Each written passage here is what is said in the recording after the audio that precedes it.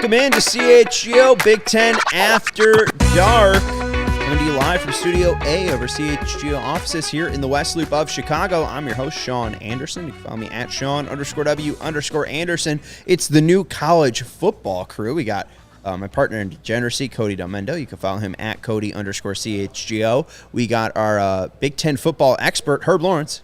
Hello. Follow I'll take it. At Ecknerall23. He knows more than I do, that's for sure. Hey, you know, why not? I follow the basketball team more than anything. Yeah, and we got a lot of football to talk about, whether it be Illini, whether it be Northwestern. We know they're going to lose.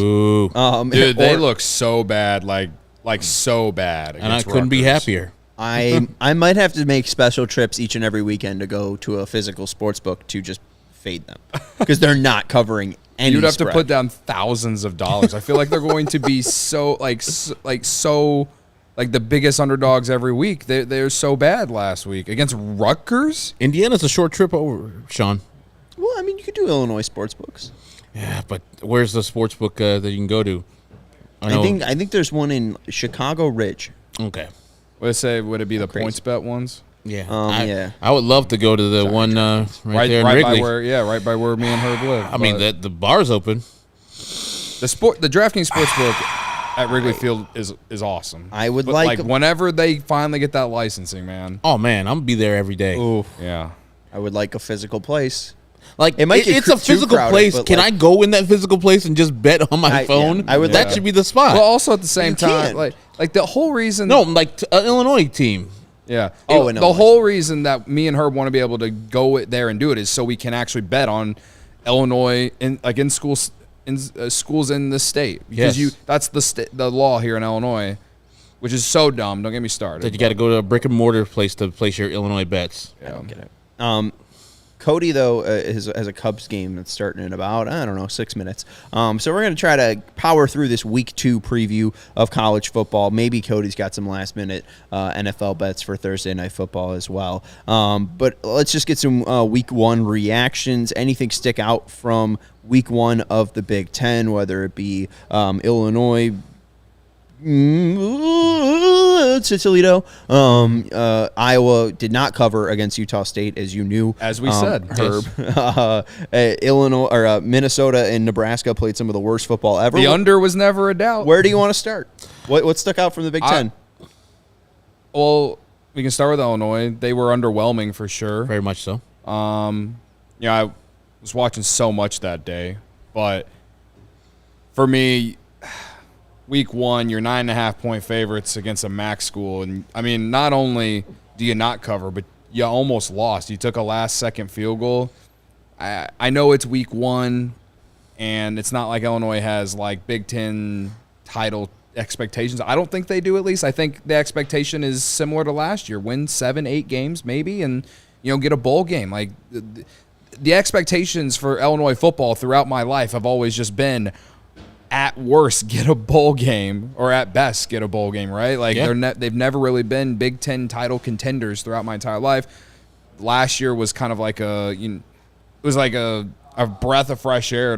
That team almost was able to do it, just couldn't beat Michigan that one at home. But and they had a few other bad losses. Michigan State, they lost that game to Indiana, which was dumb. But I feel like the expectations aren't too much higher going into this year comparatively to last year. So again, for me, it was a disappointing showing, but I'm also like, my expectations aren't high. Like when I say high, that's like high expectations would be Big Ten championship game, get your butt kicked by Michigan or Ohio State. I don't have those kinds of expectations for Illinois. I just, again, when you almost get upset at home by a school from the MAC, it's bad luck. But it took a while for them to find their footing last year, and they lost to Indiana in Week 2. That's true. So I mean, they were 1-1 last year, and then they yeah. won what, 6 straight? Yeah, and I think that the number was way too high for Illinois. Firstly, because Toledo is the reigning MAC champions, and they played like the reigning MAC champions. They were awesome. The quarterback, the Illini, could not stop. Think about all the stuff that happened with the Illini. They lost their starting quarterback, lost their starting running back. They lost pretty much their whole secondary off their team. And so to them to be giving all those points to Toledo was already ridiculous because they had so much to go in this offseason. So, yes, Luke Altmyer looked good in that game, but you didn't really get an established run game. You didn't really have the safeties doing well, except for Miles Scott, who was the co-Big Ten Defensive Player of the Year or the week with the pick six he got off of Toledo's quarterback. That's the only thing Toledo has. That quarterback cannot throw the ball, but as far as running, that man can do the job. So the number was a little too high for me at the beginning, and so them struggling to battle Toledo was disappointing to me, but I was never going to bet the Illini laying 9.5 to a Toledo team because I know MAC teams coming to Champaign all the time in my years of watching Illinois football and beat the Illini. Not just win, not just compete, but beat them. So to get a win in that first week, just, by the skin of our teeth, I'm fine. The fact that they won is the most important thing. I am intrigued now to see how they respond at Kansas this week, which we'll talk about. But, overall, things could be worse. They could have lost the game. Yeah, we'll figure it out. I mean, they didn't. Just move on. Again, Luke Altmyer looked pretty decent. Yeah, he did look pretty good. I'll take him over. Who was the kid last year? DeVito. He was okay. Tommy DeVito was pretty damn good. You were about to say Danny. I was about to say Danny. But we're talking about the Big Ten, and we talked about Iowa. They had a touchdown pass on their first attempt last week. They were helped out with a good kickoff return. So I was like, I'm in trouble. People going to be talking smack about me. And then they threw another touchdown pass. I was like, Iowa. 14 straight Brian points. Ferentz out here scoring. And people scored 24 points. Yeah. 24 points on Utah State at the crib.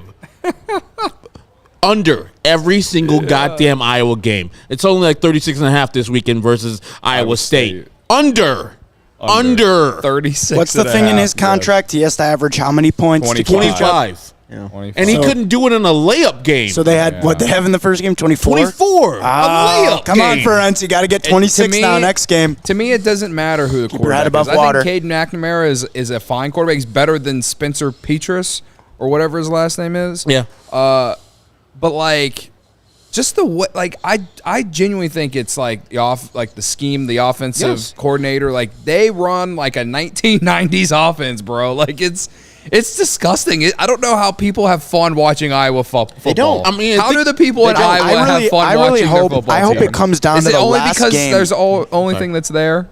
I need it to come down to the last game. They're averaging 24.5 points, and all eyes are on them to see that they're playing against the Nebraska. Yeah, It's please, last that game would be a versus Nebraska. dream come true. He's Usually. playing against the fictional scoreboard to get this made-up arbitrary number. And you could think about they score zero. Iowa and Wisconsin as the same type of teams. They want road graders at their line. They want defense to lead the way. But what they're doing in Wisconsin, where they can run the ball, they have a diesel running back. And they spent money on a head coach. Yeah. And Luke Farrell's going to be air raiding. I mean, they can throw the ball, too. They have a better quarterback. Yeah. No one's talking about, oh, my God, that Graham Mertz at Florida. Friends. That dude is bad at Wisconsin and Florida.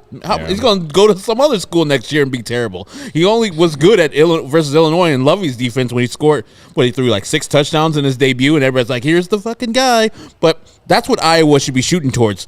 We should be Wisconsin. So let's fire Brian Ferentz. It's tough on your son. I'm sorry, Kurt. Fire your son and get some innovative mind because Iowa could be much better than they are right now. Their defense is always diesel. Their punters are good. Their kickers are good. Their line's good. And they're going to have a tight end that's going to be drafted by somebody in the NFL. I don't even know who it is, but you know it every year. But they're never going to be top of the league team because of that offense has a limiting factor. Final thing I have to bring up from week 1 from Big Ten, and then we'll get into Iowa a little bit more. We'll get into Illinois a little bit more, is Ohio State. They win 23-3 against Indiana. That's not saying much. It was underwhelming for sure. Yeah, Kyle McCord looked bad, and Devin Brown threw 3 passes. And I think he also, Devin Brown wears number 33 as a quarterback, which is just disgusting. Just violent. Old school, like Sammy Baugh or something like that. They're incorporating new players too. Like, Stroud's not there anymore, and I'm tough. intrigued. I'm intrigued to see how they do this week because they look pretty bad against a bad Indiana team. But that's weird. And here because, comes Youngstown State. Yeah. Yeah. Oh, And let's Jim see. Tressel. But that's weird when Revenge you game. have all the people. You have Haskins, and you go to Fields, and you go to Stroud. Nobody misses a beat. And then you get this kind of performance versus Indiana, who's a nothing. Let's see what they do at home versus Youngstown State. If they put up 70, then Ohio State's back. Well, and it didn't seem like they had a real back and forth on who the quarterback was. It just seemed like it was McCord, and he wasn't good at all. So, I mean, I don't know. On the flip side, what I to thought expect. Michigan was the most impressive team from the weekend. I mean, it was week one. That I don't even remember who they played. It was supposed to be a cakewalk, but that's what they're supposed to do. And East Carolina? East Carolina. Yeah, I mean, Corum looked healthy. JJ McCarthy, looked great. Like they look like the team to beat in the Big Ten right now. And none of their players know what self-imposed means. No. Yeah, Oh, my that too. God, That those too. people. Jim Harbaugh That's was your one- nailed that- to the that's cross. your one I want my negative. quarterback. I want my coach back. Shut up, JJ. Oh, my God. Self-imposed. Yeah. What's self-imposed? Whatever.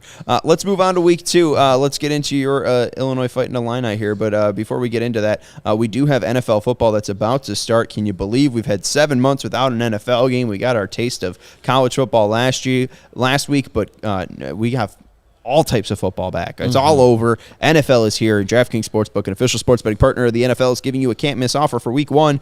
This week, new customers can get $200 in bonus bets instantly when you bet $5 on any NFL game. DraftKings is hooking everyone up with game day greatness. All customers can take advantage of 2 new offers every single game day this September. Check the app to see what you get. So download now and use code CHGO to sign up. New customers can take home $200 in bonus bets instantly just for betting $5. That's code CHGO only on DraftKings Sportsbook, an official sports betting partner of the NFL. The crown is yours. I think something bad just Tommy happened. Pham just hit Cubs a homer for the game. Diamondbacks. Sorry. What's up, fam? The crown's That would yours. happen after I tweet that video of him getting thrown out by John Lester before the game.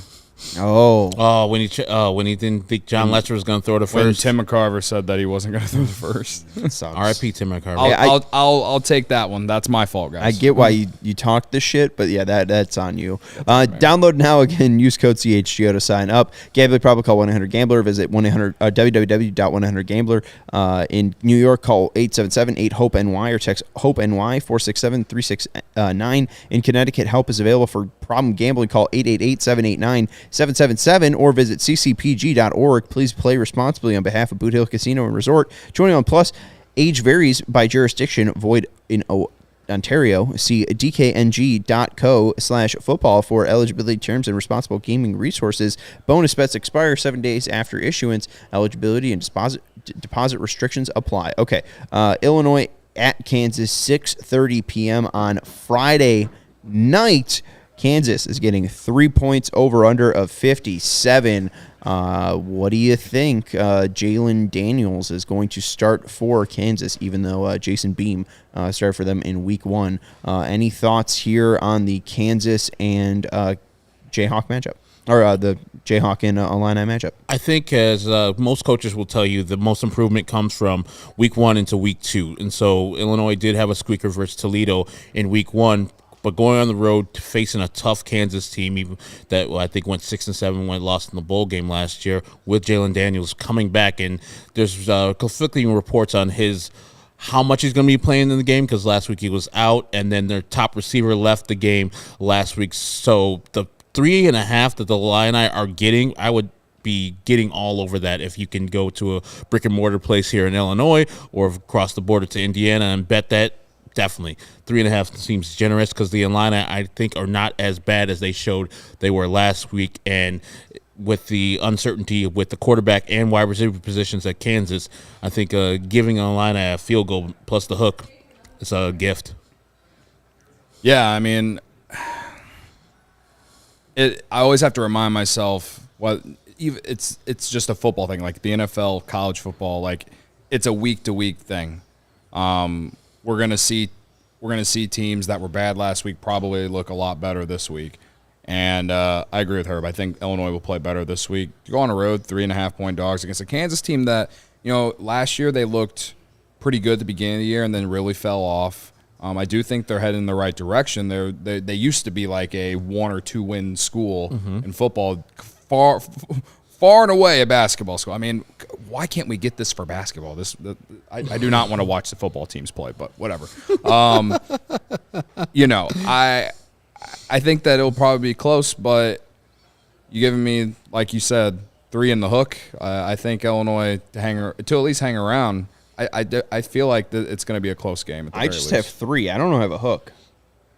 Well, it was at 3.5. Okay. Are you looking? I don't know where you're looking, but I don't know. I'm just on ESPN. They say I guess Caesars is I would 3. say buy it, buy the hook.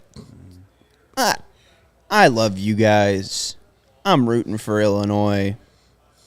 I think Kansas is gonna kick their ass. You saw Toledo and their quarterback have a ton of success on the ground.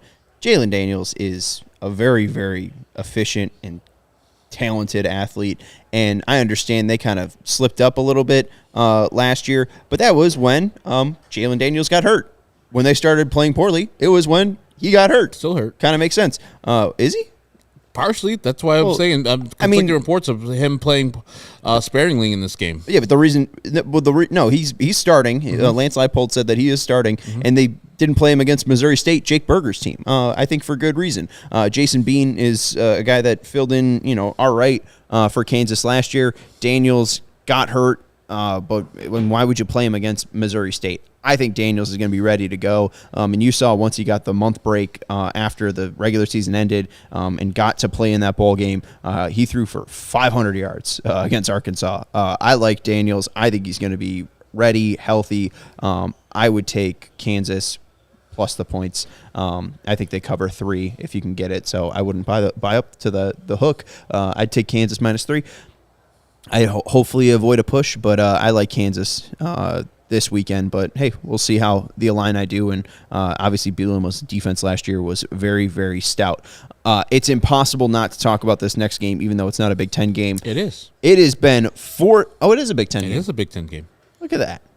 I forget Nebraska's a Big Ten team. Well, they're a For fake good Big reason. Ten school. Like UCLA and USC, they're going to be fake Big Ten schools eventually, but I've been calling them a fake Big Ten school for years. Nebraska makes sense why they're a Big Ten school, but I also I like that you call them a fake Big Ten school because I just hate Nebraska. I just hate them so damn much. Colorado's taking on Nebraska, and as DNVR points out, it's been 4,667 days since Nebraska's beaten Colorado. Last time they won was 2010. Last time Nebraska beat Colorado, it was 2010. Colorado had wins in 2018 and 2019. This is the first time they've played since 2019. Dion shocked the world. Do you believe can Colorado cover 3 points against Nebraska? Why don't you go first, Cody? Dude, hammer Colorado this weekend. Hammer.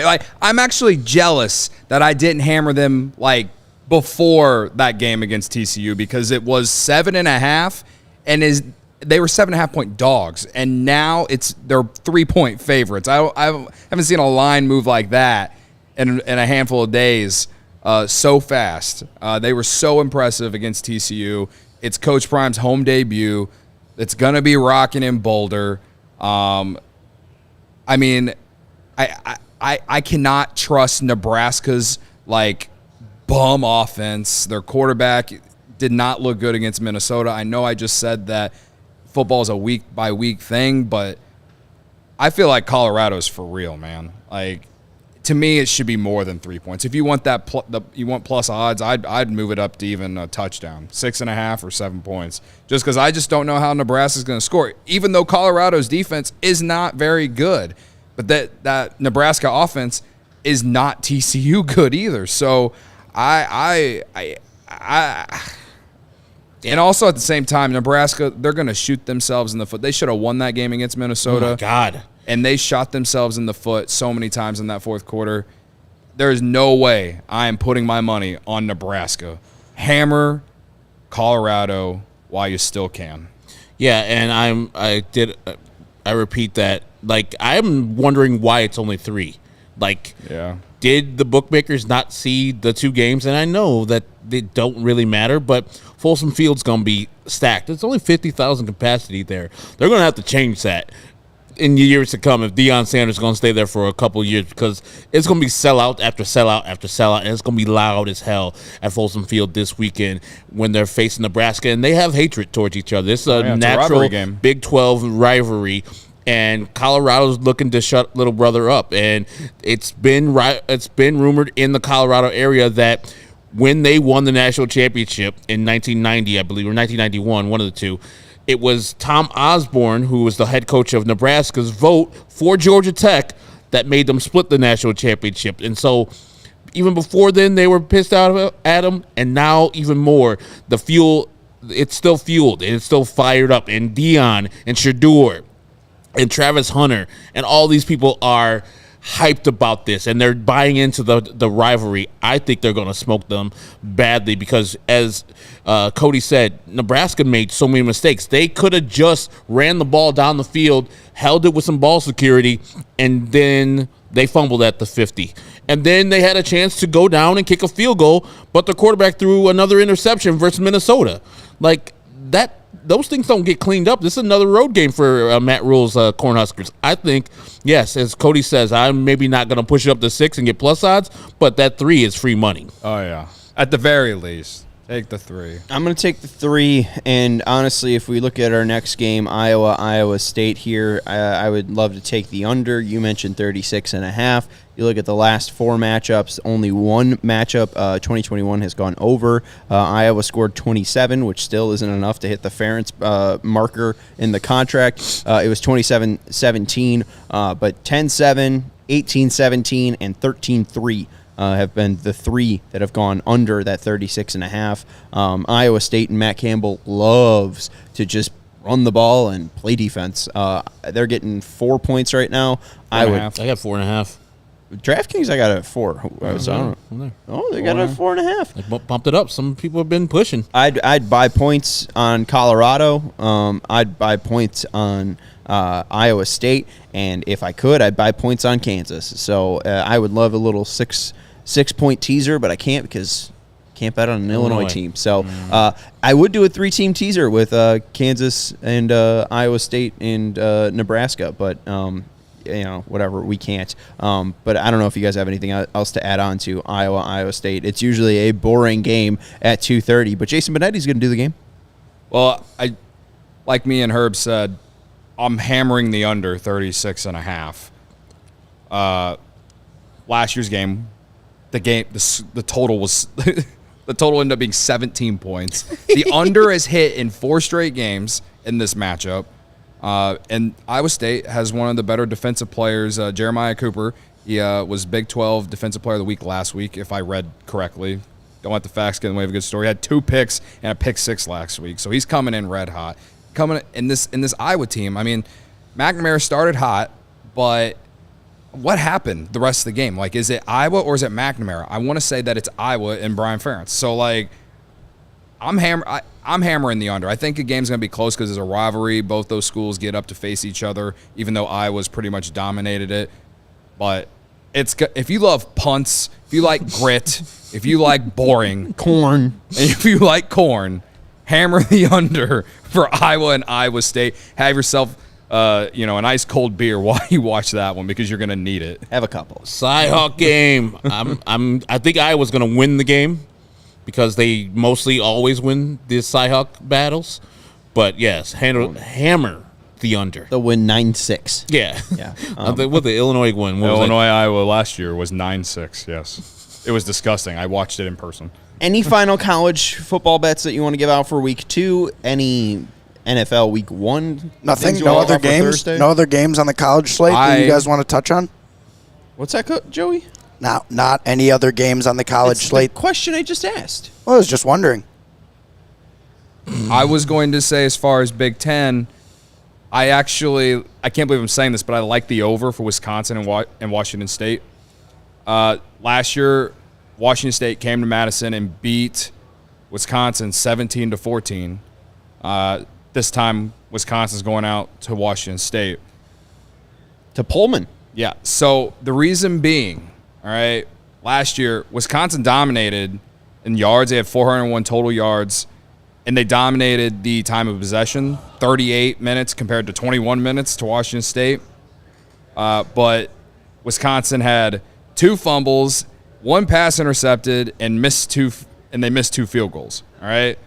I think not only because new coach, also Tanner Mordecai is so much better than whoever the heck was under center for Wisconsin last year. I want to say it was Graham Mertz. Washington State put up 50 points against Colorado State last week, but also gave up 24 points to Colorado State. So I don't feel good about Washington State's defense. I think Wisconsin's going out to Washington State with revenge on their mind and a lot of points on their mind. So give me the over 58.